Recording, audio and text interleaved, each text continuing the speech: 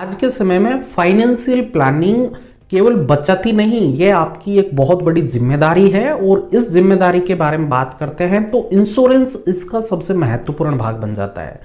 इसी बात को ध्यान में रखते हुए एलआईसी ने एक नया टर्म प्लान लॉन्च किया है।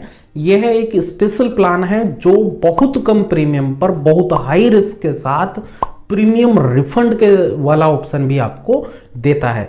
यानी अब आपको प्रीमियम रिफंड लेने के लिए अलग से कोई सेपरेट प्लान या सेपरेट राइडर खरीदने की आवश्यकता नहीं है। आज इस वीडियो में हम एलआईसी के इसी नए प्लान के बारे में बात करेंगे। तो आइए आज के टॉपिक को शुरू करते हैं। एलआईसी ने 27 जुलाई 2023 को मार्केट में अपना नया टर्म प्लान जीवन किरण लॉन्च कर दिया है। इस प्लान का टेबल नंबर 870 है। इसे आप प्लान नंबर भी बोल सकते हैं, यानी टेबल नंबर प्लान नंबर एक ही बात है। आइए अब सबसे पहले बात करते हैं एलआईसी के जीवन किरण प्लान के लिए एलआईसी ने कौन कौन सी शर्तें रखी है, कौन कौन सी रेस्ट्रिक्शन इसमें डाली है। तो सबसे पहले बात करें आयु के बारे में, तो इस प्लान में मिनिमम एज एट एंट्री 18 वर्ष है और मैक्सिमम एज एट एंट्री 65 वर्ष है। अधिकतम एज एट एंट्री इस प्लान को एक यूनिक शेप देता है, क्योंकि अधिकांश टर्म प्लान में मैक्सिमम एज एट एंट्री 60 वर्ष के आसपास ही होती है। इसमें 65 वर्ष है, जो एक बहुत बड़ी बात है। अब बात करें इस प्लान में मिलने वाले पॉलिसी टर्म के ऑप्शन के बारे में, तो इसमें आपको 10 से 40 वर्ष के बीच में कोई भी पॉलिसी टर्म लेने का ऑप्शन मिल जाता है। यानी आपको इस प्लान में कम से कम 10 वर्ष और मैक्सिमम 40 वर्ष का पॉलिसी टर्म लेना होगा। अब बात करें इस प्लान में रिस्क कवर किस एज तक कवर्ड रहेगा, तो यानी मैक्सिमम एज एट एंट्री तो 65 वर्ष है और maximum risk cover under this plan वो है 80 वर्ष। यानी इसे आप मेच्योरिटी का एज भी समझ सकते हैं सर्वाइवल बेनिफिट के लिए। भाई आयु का पॉइंट तो क्लियर हो गया। अब बात आती है रिस्क कवर यानी सम एश्योर्ड के बारे में। इस प्लान में मिनिमम सम एश्योर्ड 15 लाख रुपए है और अधिकतम सम एश्योर्ड पर कोई लिमिट नहीं है, लेकिन अधिकतम सम एश्योर्ड की राशि आपकी इनकम पर निर्भर करेगी। अंडरराइटिंग की जो गाइडलाइंस होती है उसमें जो चीजें कवर होगी उसके अनुसार जो रिक्वायरमेंट्स है उसके आधार पर आपका जितना मैक्सिमम सम एश्योर्ड बनता है, अगर आप वो चाहते हैं तो वो आपको दे दिया जाएगा। तो आपको यहां पर सम एश्योर्ड के सिलेक्शन के लिए काफी बड़ी रेंज मिल जाती है। आप अपनी आवश्यकता और योग्यता के अनुसार सम एश्योर्ड का चुनाव कर सकते हैं। यहां पर मैं आपके लिए एक बात और जोड़ दूं कि सम एश्योर्ड के सिलेक्शन में कुछ बंदिशें हैं, जो अभी मैं स्क्रीन पर आपको एक टेबल दिखाई दे रही होगी। इसमें आप क्लियरली देख सकते हैं कि अगर आप 15 से 37 लाख के बीच का सम एश्योर्ड लेते हैं तो उस केस में अगर आपको सम एश्योर्ड बढ़ाना है इसके बीच में, तो आपको 1 लाख के गुणक में बढ़ाना होगा। मतलब ये कि आप 15.50 या 16.50 इस तरीके से सम एश्योर्ड सेलेक्ट नहीं कर पाएंगे। आपको अगर सम एश्योर्ड 15 लाख से ऊपर लेना है तो अगला 16 लाख रहेगा, फिर अगला 17 आएगा। इस तरीके से 37 लाख तक आप कोई भी सेलेक्ट कर सकते हैं। इसी प्रकार आगे आप 37 से 50 के लिए 5 लाख का गुणक दिया है। आगे का विवरण आप स्क्रीन पर पूरा देख सकते हैं। पूरी टेबल में आप कहां से किस गुणक में आपको सम एश्योर्ड बढ़ाने का ऑप्शन मिलेगा। अगला पॉइंट सबसे महत्वपूर्ण है, इस प्लान में प्रीमियम के प्रीमियम कैसे और कितना भरना होगा। जीवन किरण में एलआईसी ने आपको सिंगल प्रीमियम के साथ साथ रेगुलर प्रीमियम के पेमेंट का ऑप्शन भी दिया है। आप दोनों में से कोई भी एक ऑप्शन ले सकते हैं। सिंगल प्रीमियम जैसा नाम से स्पष्ट है कि इसमें आपको पूरा प्रीमियम, पूरा पॉलिसी टर्म का जितना भी प्रीमियम बनता है वो आपको एक बार में भरना होगा। हर साल पेमेंट करने की जरूरत नहीं है अगर आप सिंगल प्रीमियम पेमेंट का ऑप्शन सेलेक्ट करते हैं। और अगर आप रेगुलर प्रीमियम का ऑप्शन का सिलेक्शन करते हैं तो आपको ईयरली और हाफ ईयरली मोड में प्रीमियम पे करने के ऑप्शन मिल जाता है। इसमें मंथली मोड आपको नहीं मिलेगा। एक और इंपॉर्टेंट बात, इस टर्म प्लान में स्मोकर और नॉन स्मोकर कैटेगरी के लिए अलग अलग प्रीमियम आएगा, जो कि मेडिकल टेस्ट पर डिपेंड करेगा। इसके लिए हमने ऑलरेडी डिटेल्ड वीडियो बनाया है, जिसका लिंक आपको इस वीडियो के डिस्क्रिप्शन में मिल जाएगा। आइए अब इस प्लान के तहत मिलने वाले बेनिफिट्स को भी समझ लेते हैं। यह एक ऐसा टर्म प्लान है जिसमें आपको डेथ बेनिफिट के साथ साथ सर्वाइवल बेनिफिट का बेनिफिट भी मिलता है। तो सबसे पहले इस प्लान में मिलने वाले डेथ बेनिफिट के बारे में जान लेते हैं। डेथ बेनिफिट का लाभ बीमा धारक की मृत्यु होने की दशा में नॉमिनी को दिया जाता है। रेगुलर प्रीमियम का अगर ऑप्शन लिया है तो उस स्थिति में डेथ बेनिफिट में 3 कैलकुलेशन करके देखी जाएगी और तीनों में जो सबसे अधिक होगी वो नॉमिनी को डेथ बेनिफिट के तौर पर दे दी जाएगी। तो आइए जानते हैं वो कौन कौन सी 3 गणनाएं हैं जो डेथ बेनिफिट के केस में होने वाली है। नंबर 1, आपके वार्षिक प्रीमियम का 7 गुना किया जाएगा। नंबर 2, मृत्यु होने तक पॉलिसी में पे किया गया टोटल प्रीमियम का 105% किया जाएगा। और नंबर 3, बेसिक सम एश्योर्ड देखा जाएगा। तीनों में जो सबसे अधिक होगा वो डेथ बेनिफिट के तौर पर दिया जाएगा। सामान्यतः बेसिक सम एश्योर्ड ही सबसे हाईएस्ट रहने वाला है। अगर बात करें सिंगल प्रीमियम के चुनाव में तो डेथ बेनिफिट के केस में 2 कैलकुलेशन यहां पर देखी जाएगी। नंबर 1, सिंगल प्रीमियम का 125% लिया जाएगा। नंबर 2, बेसिक सम एश्योर्ड देखा जाएगा। दोनों में जो सबसे अधिक होगा वो डेथ बेनिफिट के तौर पर देय होगा। अब इसके बाद में बात करें सर्वाइवल बेनिफिट के बारे में, तो सर्वाइवल बेनिफिट के तौर पर पॉलिसी धारक को पॉलिसी टर्म समाप्त होने पर उसके द्वारा पे किया गया टोटल प्रीमियम वापस कर दिया जाएगा, जिसमें जीएसटी काटने के बाद में जो प्रीमियम बचेगा वो वापस होगा, जीएसटी वापस नहीं होगा। अब भाई आप बोलेंगे अभी तक तो हमें कुछ समझ में नहीं आया है, तो कोई बात नहीं है, पूरे इस प्लान को हम एक एग्जांपल के माध्यम से समझेंगे।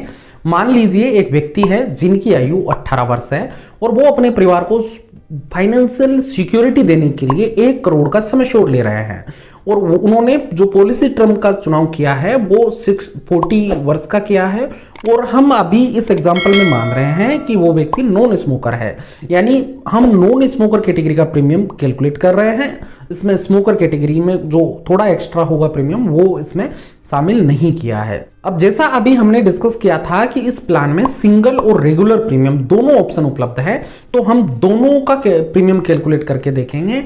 अगर यह व्यक्ति रेगुलर प्रीमियम का ऑप्शन सेलेक्ट करता है तो इसको हर साल 39,794 रुपए पे करना होगा। इसमें जीएसटी का अमाउंट भी शामिल कर रखा है। अगर रेगुलर प्रीमियम की जगह पर सिंगल प्रीमियम का ऑप्शन सेलेक्ट किया जाता है तो उस केस में पॉलिसी होल्डर को पॉलिसी लेते समय 4,22,774 रुपए का भुगतान करना होगा। इसमें भी जीएसटी की राशि शामिल है। इस टर्म प्लान की सबसे खास बात यहां पर यह है कि नॉर्मली जो टर्म प्लान होते हैं उसमें 18% का जीएसटी लगता है, लेकिन इस प्लान में आपको केवल 4.5% का जीएसटी पे करना पड़ रहा है।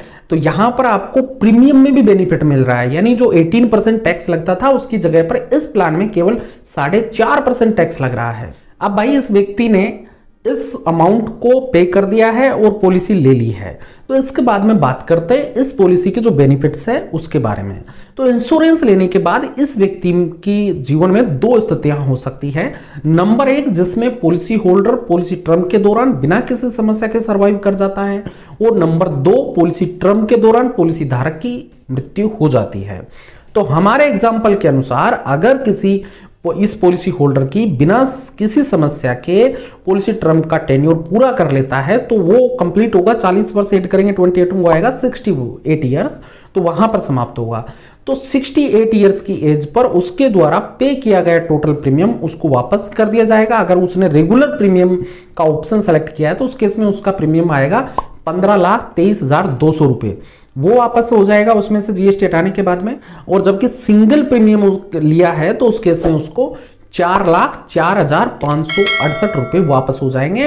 तो यहां पर जो बाकी का अमाउंट है वो सिंगल प्रीमियम में जीएसटी का था, तो जीएसटी यहां पर नहीं मिलेगा वापस। अब बात करते हैं पॉलिसी धारक की मृत्यु होने की दशा में नॉमिनी के बेनिफिट्स के बारे में। तो जैसा हमने इस वीडियो में थोड़ी देर पहले डिस्कस किया था कि डेथ बेनिफिट के तौर पर रेगुलर प्रीमियम मोड में पे किए गए प्रीमियम का 107%, वार्षिक प्रीमियम का 7 गुना या बेसिक सम एश्योर्ड देखा जाएगा। तीनों में जो सबसे हायर होगा वो डेथ बेनिफिट के तौर पर दिया जाएगा। तो हमारे केस में किसी भी परिस्थिति में जो बेसिक सम एश्योर्ड है वो सबसे ज्यादा है, तो यहां पर नॉमिनी को 1 करोड़ रुपए दे दिए जाएंगे। अभी इस कैलकुलेशन में हमने केवल बेस प्लान को शामिल किया है। इसके अलावा इस पॉलिसी में आपको 2 राइडर लेने के ऑप्शन मिल जाते हैं, दोनों ऑप्शनल है। अगर आप चाहें तो इसे सेलेक्ट कर सकते हैं, अगर नहीं चाहे तो आप इसको नहीं भी सेलेक्ट कर सकते हैं। तो नंबर 1 राइडर है एक्सीडेंटल डेथ बेनिफिट राइडर और दूसरा राइडर है accidental death and disability benefit rider. इन दोनों में आप अपनी आवश्यकता के अनुसार कोई भी एक राइडर सेलेक्ट कर सकते हैं। हालांकि दोनों में ज्यादा डिफरेंस नहीं है, दोनों बहुत सिमिलर है, एक दूसरे के बहुत पास है, केवल डिसेबिलिटी शब्द का डिफरेंस है यहां पर। तो अब हम एक्सीडेंटल एंड डिसेबिलिटी बेनिफिट वाले राइडर के साथ कैलकुलेशन करके देखेंगे। अगर आप इस राइडर का चुनाव इस पॉलिसी में व्यक्ति कर लेता है तो उस केस में जो इनका सिंगल प्रीमियम था वो 4,22,774 से बढ़कर के हो जाएगा 5,99,901 रुपए, लगभग 1.5 लाख रुपए एक्स्ट्रा आएगा। जबकि अगर रेगुलर प्रीमियम के केस में ऑप्शन सेलेक्ट किया तो उस स्थिति में 39,794 से बढ़कर प्रीमियम हो जाएगा 50,244 रुपए।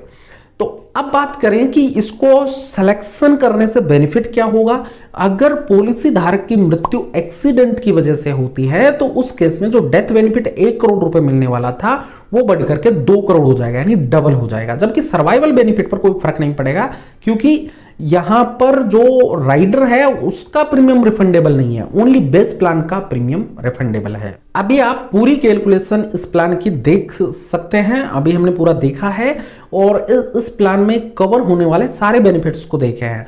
अब इसके एडिशनल जो बेनिफिट है इस प्लान के, उनके बारे में भी एक एक करके डिस्कस कर लेते हैं। तो सबसे पहले नंबर आता है ग्रेस पीरियड और पेड अप वैल्यू का।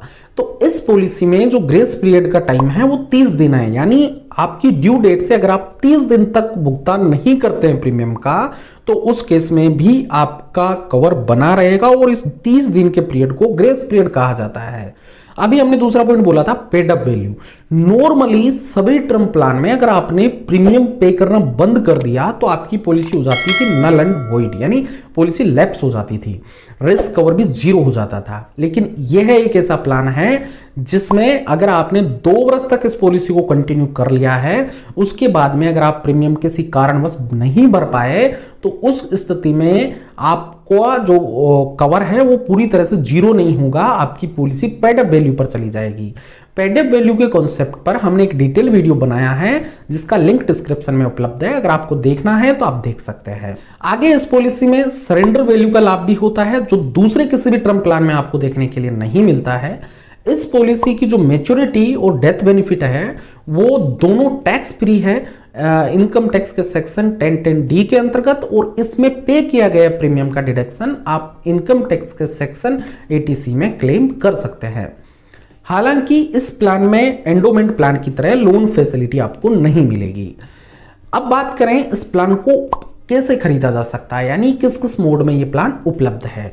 तो LIC ने इस प्लान को ऑनलाइन और ऑफलाइन दोनों मोड में रखा है। अगर आप चाहें तो LIC की ब्रांच में विजिट करके या नजदीकी LIC एजेंट से इस प्लान को खरीद सकते हैं, या फिर आप LIC की वेबसाइट www.licindia.in पर विजिट करके भी इस प्लान को खरीद सकते हैं। इस वीडियो में हमने जीवन किरण को डिटेल से डिस्कस किया है, इसके सभी एस्पेक्ट्स को कवर करने का प्रयास किया है। फिर भी आपका कोई सवाल हो जो इस प्लान से संबंधित हो, छूट गया हो, तो आप टेलीग्राम ग्रुप या कमेंट बॉक्स में लिख सकते हैं। टेलीग्राम ग्रुप का लिंक इस वीडियो के डिस्क्रिप्शन में उपलब्ध है। वीडियो को बंद करने से पहले वीडियो को लाइक करने के साथ इस चैनल को जरूर सब्सक्राइब कर लीजिएगा, क्योंकि हम यहां पर इंश्योरेंस और पर्सनल फाइनेंस से संबंधित बिंदुओं पर रेगुलरली वीडियोस बनाते रहते हैं। अगर ये वीडियो पसंद आया हो तो वीडियो को लाइक करना बिल्कुल मत भूलना। मिलते हैं जल्दी एक और नए वीडियो के साथ, तब तक के लिए जय हिंद जय भारत।